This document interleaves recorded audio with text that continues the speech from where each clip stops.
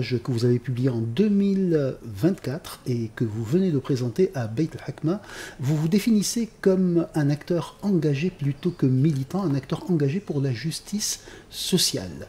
Oui, c'est parce que le lobby pro-israélien au Canada a essayé de me délégitimer en insistant que comme j'étais militant, il fallait pas que les grandes chaînes de télévision me fassent des entrevues.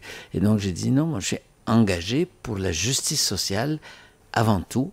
Pour le moment, ce sont les Palestiniens qui subissent des discriminations et donc il faut prendre la défense en tant qu'intellectuel et sociologue engagé. Il faut se prononcer et écrire et s'engager sur ces questions. Vous êtes justement professeur de sociologie, également spécialiste du Proche-Orient. Dans votre ouvrage, vous décrivez cette mainmise graduelle et vous en décrivez l'histoire avec trois grands moments: la déclaration Balfour, la création de l'État d'Israël et les accords d'Oslo. Oui, c'est parce que, en fait, la décision d'écrire ce livre a été faite un mois après le 7 octobre et en réaction au bulletin de nouvelles, dans les journaux, dans la télévision, qui commençait toujours par une phrase, la même, depuis l'attaque terroriste par le Hamas du 7 octobre, blablabla. Bla, bla. Bon, au bout d'un mois, je me suis dit, mais attendez, l'histoire n'a pas commencé le 7 octobre. Le 7 octobre est le résultat d'une histoire de 100 ans de dépossession des Palestiniens.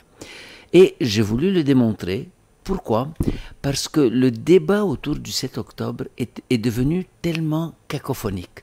Des gens invoquaient la question du Hamas, de l'islamisme, du terrorisme, de l'attitude des Arabes, de l'expulsion des Juifs des pays arabes, et on ne savait plus qu'est-ce qui était important. Je dis non, il y a une chose qui permet de comprendre tout ça, qui permet de mettre de l'ordre dans tous ces événements. C'est une histoire cohérente, assumée de 100 ans, qui consistait à vouloir installer sur le sol palestinien des immigrants européens d'abord, qui travaillaient dans le cadre d'une idéologie nationaliste qui était le sionisme.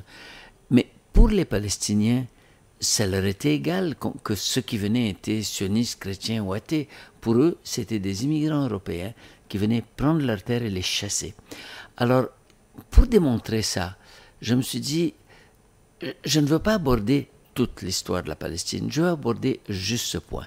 Et je ne veux pas l'aborder de façon subjective. Et donc, j'ai été voir que disent les documents internationaux, les accords officiels.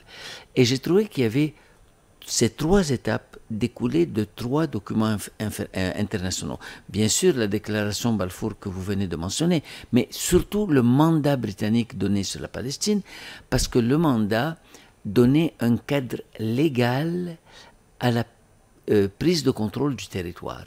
Mais comme le mouvement sioniste était encore un mouvement qui essayait de se définir, cette prise de contrôle passait par la Grande-Bretagne. Et pendant 25 ans, de 1922 à 1947, ce que la Grande-Bretagne a fait en coordination avec le mouvement sioniste, c'est de mettre en place des institutions de gouvernance du territoire qui allaient permettre à l'État d'Israël, eux-mêmes ne savaient pas quand est-ce qu'il allait être créé, mais qui allaient permettre, quand l'État d'Israël allait être créé, de gérer le territoire. Ça a fonctionné pendant 25 ans. Évidemment, les Palestiniens ont résisté. Il y a eu deux formes de résistance. Il y a eu les bourgeois, les intellectuels, les grands bourgeois, qui eux ont résisté de façon diplomatique, en allant à Londres, en recevant des commissions anglaises, américaines, et les paysans ont résisté en prenant les armes. Et ce qui fait qu'en 1947, la Grande-Bretagne dit « Moi, je ne suis plus capable de gérer la question. S'il vous plaît, l'ONU, trouvez une solution. » Et c'est là que l'ONU décide de partitionner le territoire. Ça permet à Israël, une fois reconnu, de gérer lui-même qu'est-ce qui est légal et qu'est-ce qui ne l'est pas. Et ça fonctionne jusqu'à Oslo. Alors, avant de parler d'Oslo, si vous me permettez, je veux juste expliquer un petit point qui est très important. Quand la guerre a commencé en 1948, le récit israélien a été dominant dans l'Europe. Et que disait ce récit? Il disait, l'ONU a créé un État arabe, un État juif, vous n'en avez pas voulu, il y a eu une guerre et les réfugiés résultent de ça. Ce que les historiens israéliens ont montré, qu'ils soient sionistes ou antisionistes, comme Ilan Pappé qui est antisioniste ou Benny Morris qui est sioniste, ils ont montré une chose, c'est que l'expulsion des Palestiniens a commencé avant la guerre, avant l'établissement d'Israël. 250 000 Palestiniens ont été expulsés. Et donc, on pourrait dire que c'est l'existence de ces 250 000 réfugiés palestiniens dans les capitales arabes qui ont poussé les pays arabes à faire une guerre, et pas le contraire. Et ensuite, il y a eu un autre 500 000 réfugiés. Et donc, j'explique cette deuxième période. Et pour terminer la réponse à votre question, j'arrive à Oslo. Pourquoi Oslo est important? Parce que Oslo a été présenté comme un processus de paix et de reconnaissance mutuelle. Quand on regarde le texte des accords d'Oslo, la reconnaissance n'est pas du tout symétrique. Les Palestiniens reconnaissent l'État d'Israël, mais Israël ne reconnaît pas un État palestinien, ni même une possibilité d'État palestinien. Israël reconnaît que l'autorité palestinienne peut parler au nom des Palestiniens, point.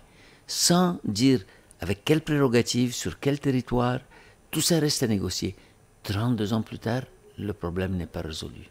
Pourquoi? Parce que les accords d'Oslo n'ont pas abordé la question centrale, la fin de l'occupation de la Cisjordanie et de Gaza, la fin de la colonisation, la reconnaissance d'un État palestinien.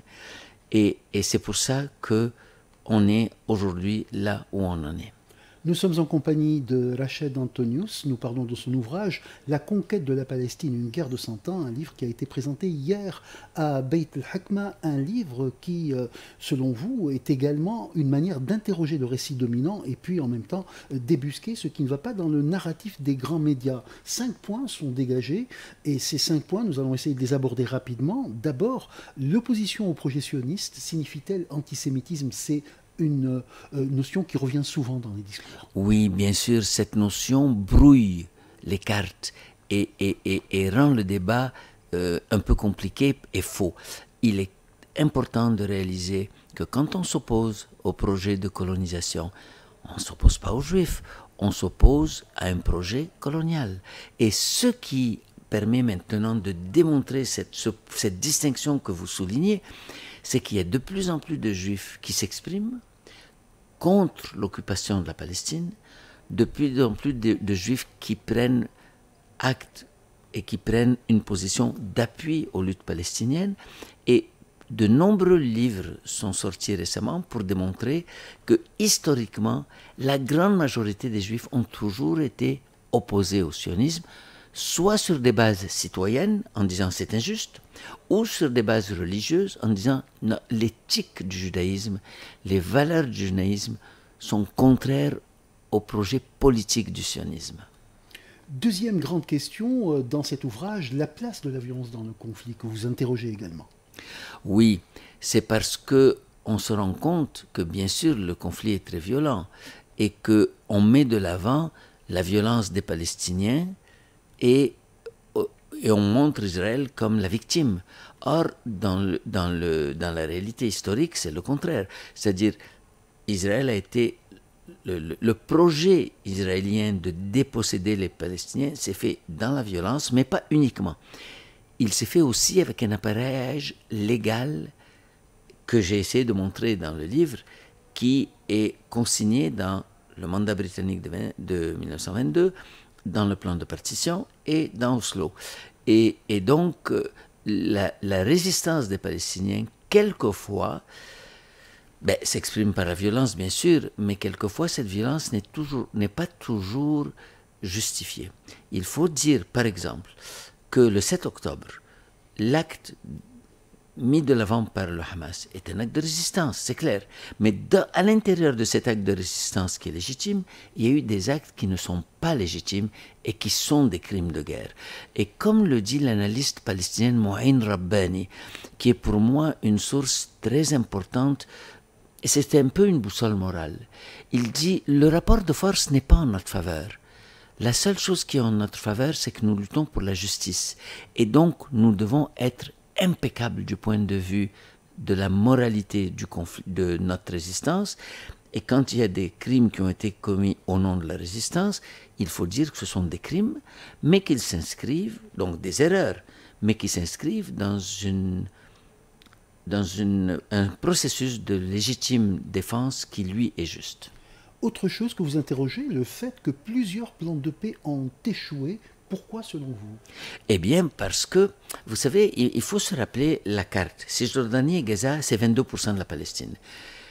Israël occupe 78%. Les Palestiniens ont dit, OK, on a perdu, on va faire un compromis historique. On va reconnaître Israël dans les 78%, mais laissez-nous le 22% pour un État palestinien et on va reconstruire cette entité, puis essayer à long terme de dépasser le conflit. Bon, tous les plans de paix ne voulaient pas donner les 22% aux Palestiniens et on faisait comme si le compromis historique, c'est sur les 22%. Les Palestiniens disaient non, le compromis historique, on l'a déjà fait. Vous prenez les 78%, ce n'est pas sur les 22%, ils doivent nous appartenir.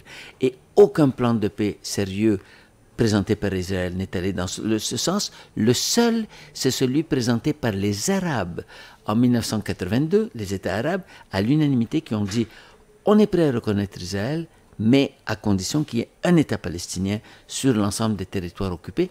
Et ça a été refusé par les États-Unis et Israël. La quatrième question est corollaire de celle-ci. Est-ce que le droit international pourrait indiquer une voie pacifique pour la solution du conflit? C'est une autre question que vous posez. Absolument.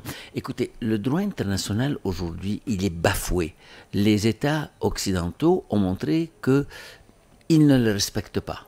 Ils l'ont respecté quand ça fait leur affaire, quand ça les concerne, mais pas quand ça concerne les pays du Sud. Cependant, il ne faut pas en conclure que le droit international est inutile. Au contraire, le droit international est un repère, il donne un horizon, il donne des arguments, il donne une boussole pour au nom de quoi, au nom de quelle justice on peut revendiquer. Donc il reste très important, même si le rapport de force actuel fait qu'on l'ignore. Rachel Antonius, vous interrogez également la responsabilité des pays occidentaux dans la situation actuelle. Bien sûr, parce que le projet sioniste qui a dépossédé les Palestiniens est le résultat d'un nationalisme qu'on appelle le sionisme, mais aussi c'est un projet colonial que les puissances occidentales ont appuyé à son début, à son milieu et à sa fin et jusqu'à maintenant. Et donc il porte une responsabilité très grande, comme aussi les États arabes portent une certaine responsabilité. En tant qu'État, ils ne se sont pas opposés sérieusement, et en tant que société de la région arabe, nous n'avons pas su collectivement faire face à ce projet. Vous constatez que depuis 1922, on prend la terre par l'action politique et militaire et qu'il existe aujourd'hui une dynamique de conquête à renverser. Absolument, et c'est un défi très grand, parce que le rapport de pouvoir n'est pas en faveur des Palestiniens.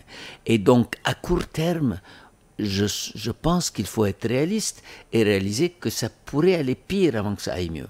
Mais à long terme, un seul horizon reste possible, celui d'un État qui regrouperait tous les gens qui vivent là, indépendamment de leur religion, et qui ne fasse aucune distinction de race, de religion ou de sexe, par exemple, que ce soit un État pour tous ses citoyens. À court terme, c'est trop loin ce but. À long terme, c'est la seule chose possible pour le XXIe siècle. Au-delà de sa pertinence, votre ouvrage « La conquête de la Palestine, une guerre de 100 ans » est aussi une manière de changer le regard des grands médias européens, en tout cas de permettre à l'opinion publique de boire à une autre source. Oui, absolument. Et la chose qui m'a fait le plus plaisir quand j'ai écrit ce livre, que je destinais à des gens qui ne connaissent pas bien la question, c'est que même ceux qui la connaissaient bien disent qu'il donne des outils, des arguments, des perspectives qui permettent d'orienter la résistance au niveau intellectuel, politique, pour la justice sociale. Merci beaucoup, Rachel Antonius. Merci d'avoir consacré une quinzaine de minutes pour RTCI. Votre calendrier est très chargé et nous vous libérons malgré nous. Merci, M. Hatem. Je crois que c'est très apprécié le temps que vous avez accordé à cette question. Merci. Merci beaucoup. بلدي السلام أرض الأديان كنا بنعيش مبسوطين